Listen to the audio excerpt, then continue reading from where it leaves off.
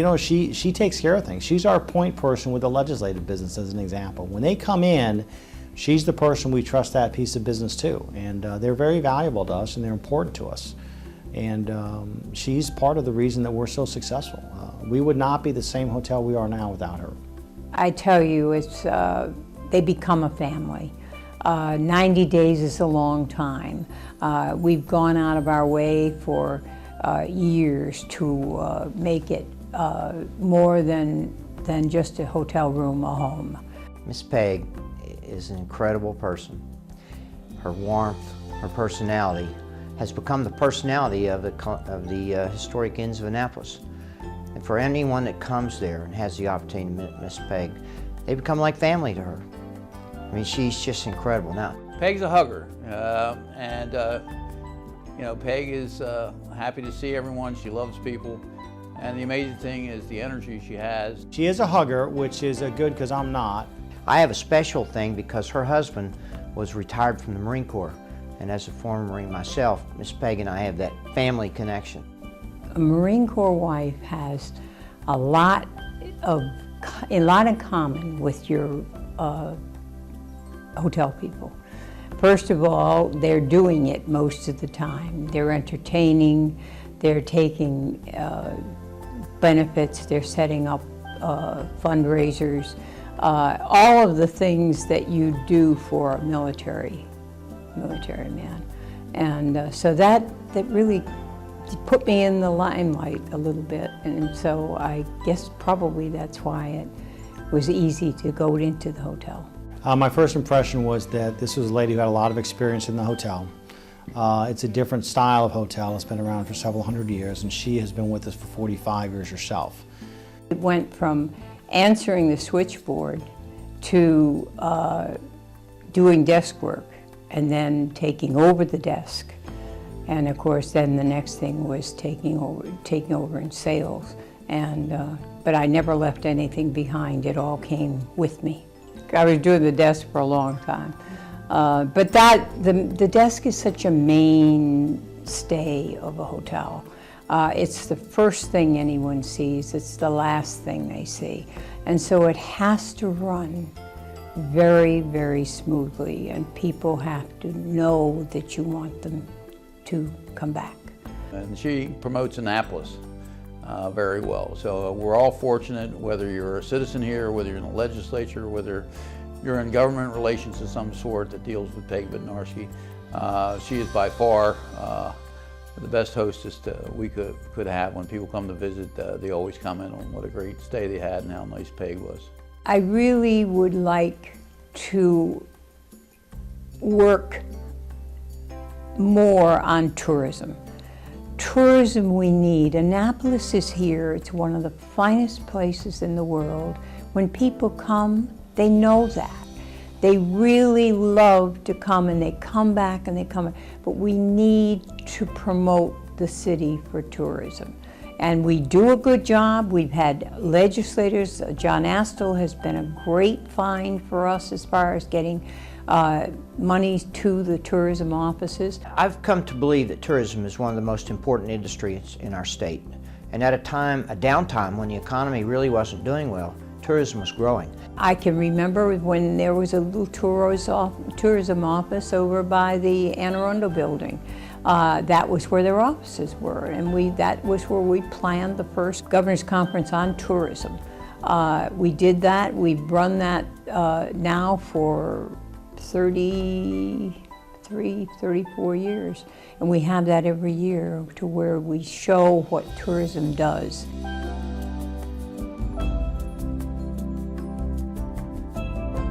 It's a great city. It is one of the greatest in the world.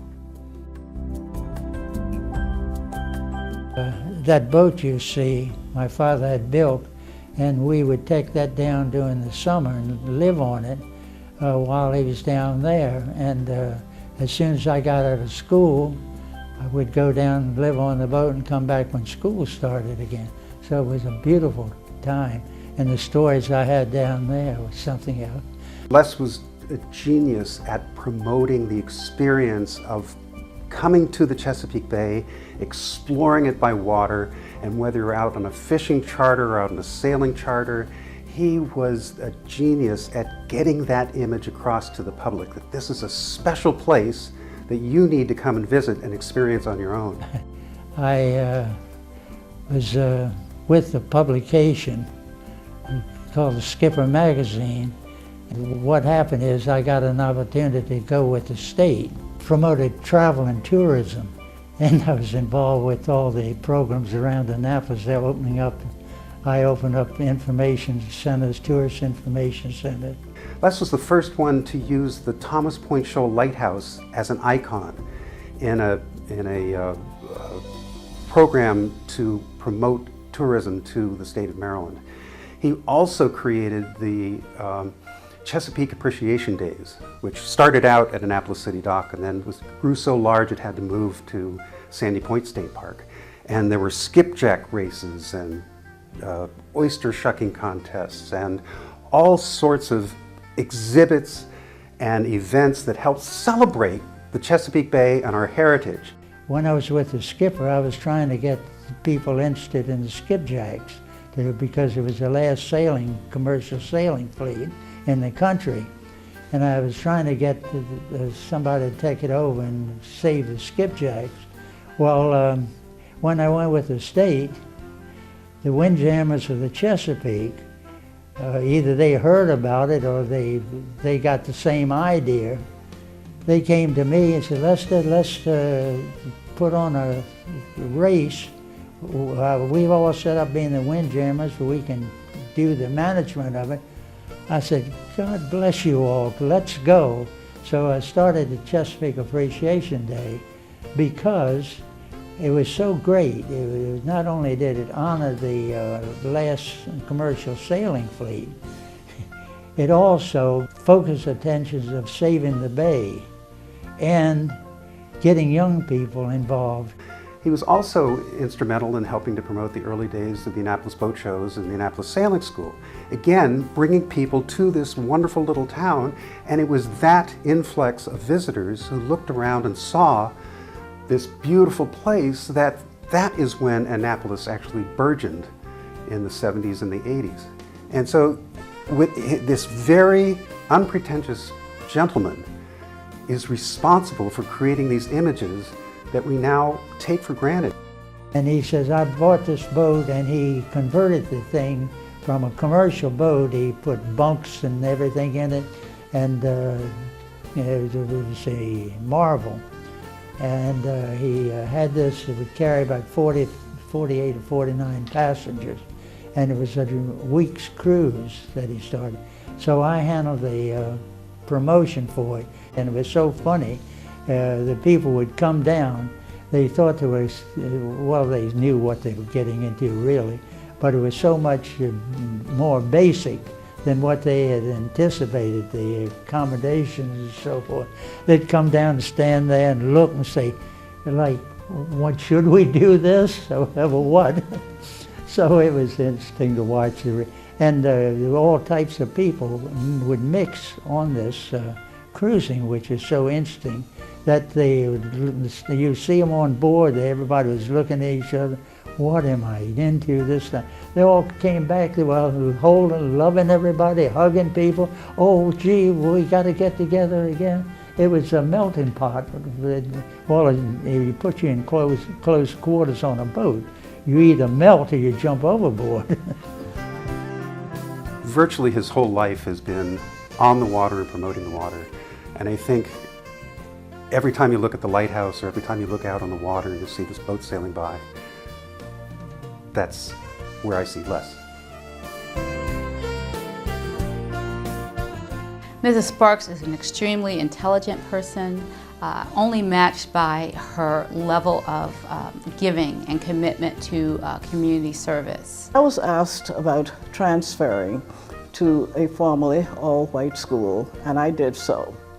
The principal of that school came to see me, to interview me, and assured me that he was in favor of integration and that I would have his support.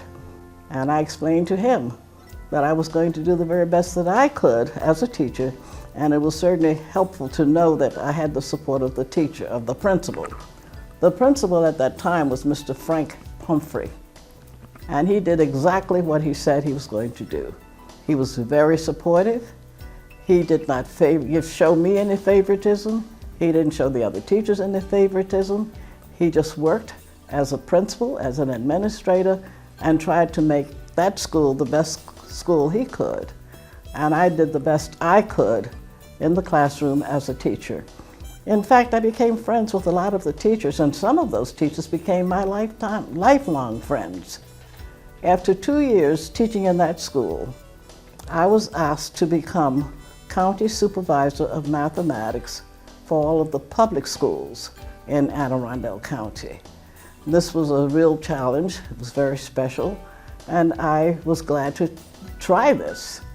And when we started there, when we went there, everybody was wondering what was going to happen with this black teacher in this white school. Let's see, this hasn't done before. This is all new. What is going to happen? Well, frankly, nothing happened. Everybody got along, or at least acted like they were getting along anyway. The teachers were pleasant, they were respectful, and we enjoyed each other. The effort it took, the demeanor it took, the will it took to carry yourself in dignity into situations where you may not know how you're going to be received. And Mrs. Sparks is, again, an example of just sort of grace under pressure. She helped integrate Anne Arundel County Public School System, and she did so rather seamlessly. As a county supervisor, of course, one of your responsibilities, or one of my responsibilities, was to recommend textbooks. This meant working with a lot of publishing companies, with salespeople and with people who worked in publishing companies in many different areas. I was asked by people from the Houghton Mifflin Publishing Company if I would be willing to work as an author, writing mathematics textbooks. And I took advantage of this opportunity. I worked for Houghton Mifflin for more than 25 years, writing mathematics textbooks.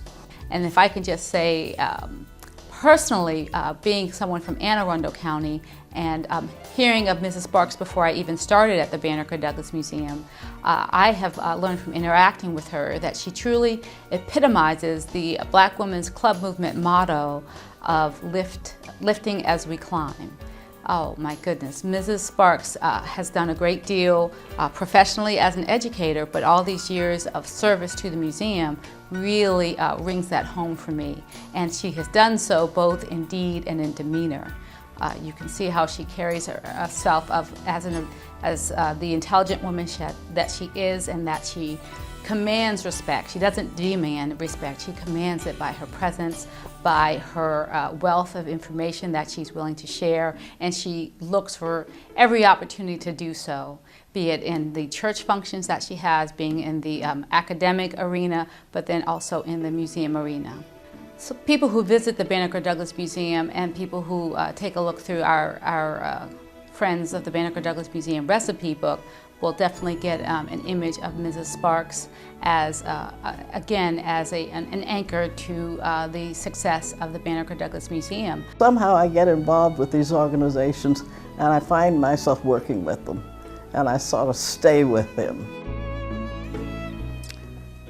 I hope they would see me as an educator and as a person who's interested in society in general and in promoting society in general.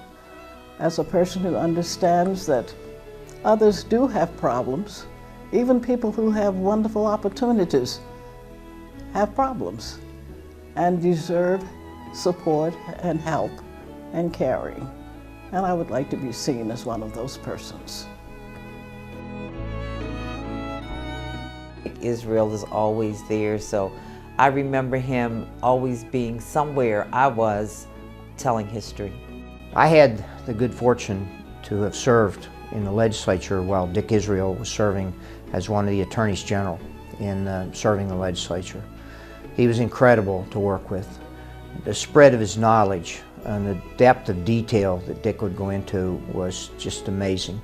But he was also He drew a very straight line. Dick was a very, very ethical guy. You know, he's always wanted to say, I wonder if they checked with the Ethics Commission, and you might want to think about this twice. And I learned about his prior profession as an attorney just through conversations and the way he could lock on to an issue and always remind you that there was a legal aspect that you may want to take into considerations. I think that needs to be clarified. I don't think the city should be lending any of its own money.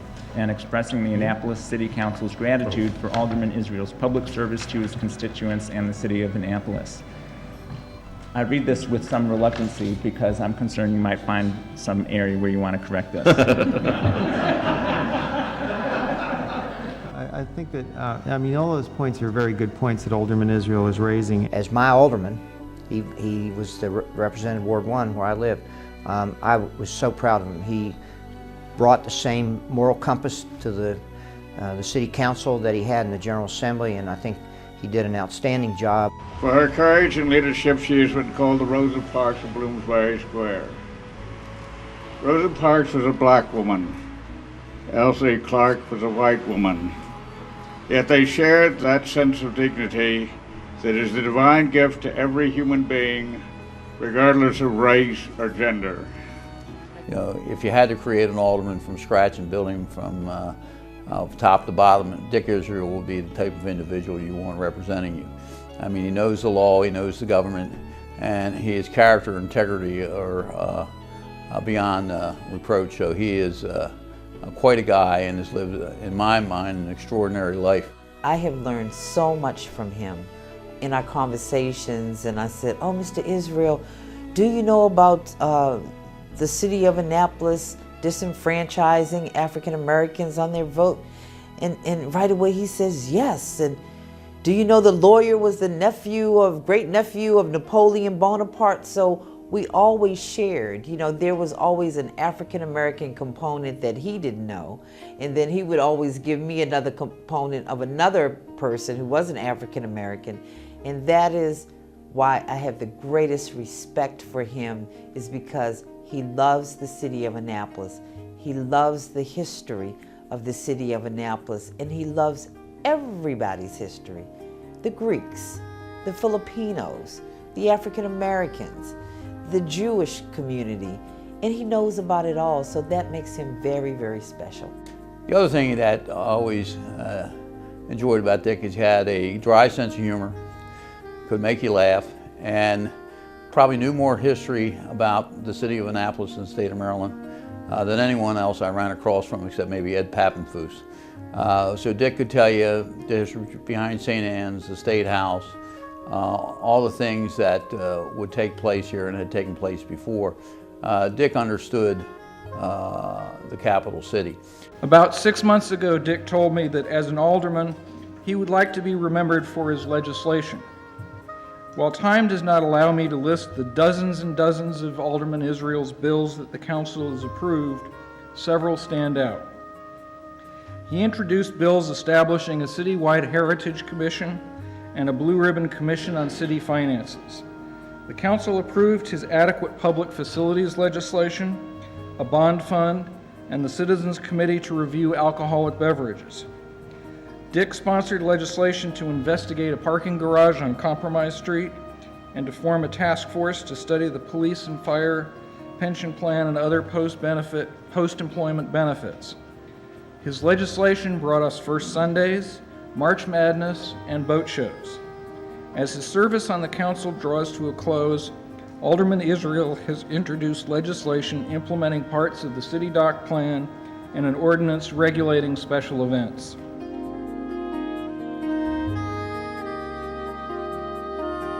Sam Rayburn, the Speaker of the National House of Representatives, once said, when two people agree on everything, one of them is doing all the thinking.